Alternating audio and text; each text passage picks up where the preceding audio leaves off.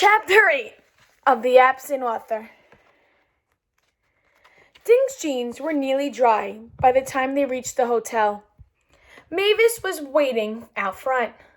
"How was your lunch?" she asked timidly. "Fine, thanks," Dink said.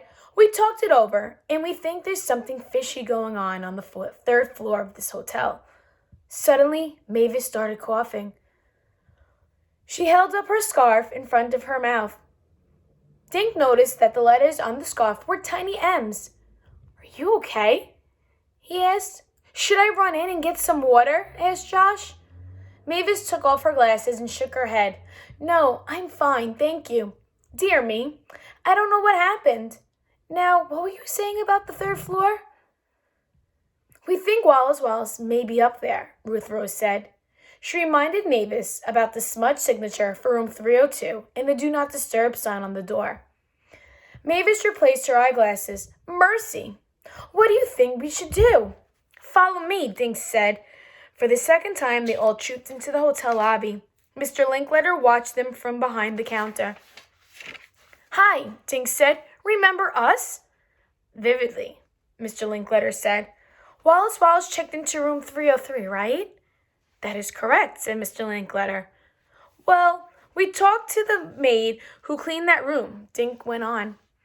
"She told us no one slept in it." "You spoke to Olivia Nugent?" "When? How?" "We have our ways," Josh said. "So," Dink went on, "we think Wallace Wallace disappeared right here in this hotel." "And Wallace Wallace is a very famous writer," Ruth Rose reminded Mr. Linkletter. "Millions of kids were waiting to read his next book," she added sweetly.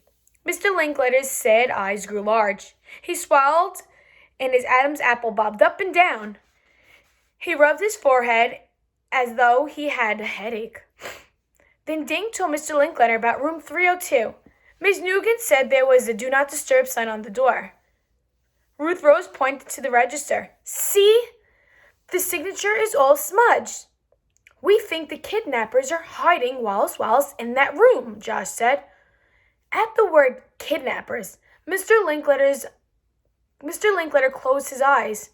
He opened a drawer, took out the bottle of headache pills, and put it on his tongue.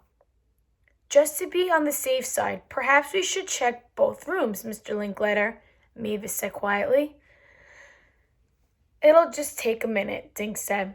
Mr. Linkletter let out a big sigh.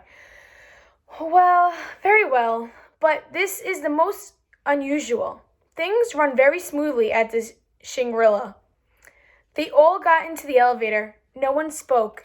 Dink watched Mr. Linkletter jiggling his bunch of keys.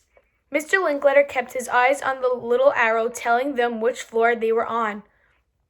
The elevator door opened on the third floor. Mr. Linkletter unlocked room 303. "Most unusual," he muttered. The room was empty and spotlessly clean. "Strange, very strange," Mr. Linkletter said. They moved to room 302, where a Do Not Disturb sign still hung on the doorknob. Mr. Linkletter knocked. They all leaned towards the door. "Listen, I hear a voice," Josh said. "What is it saying?" Ruth Rose asked. Then they all heard it. The voice muffled, but it was definitely yelling, "Help."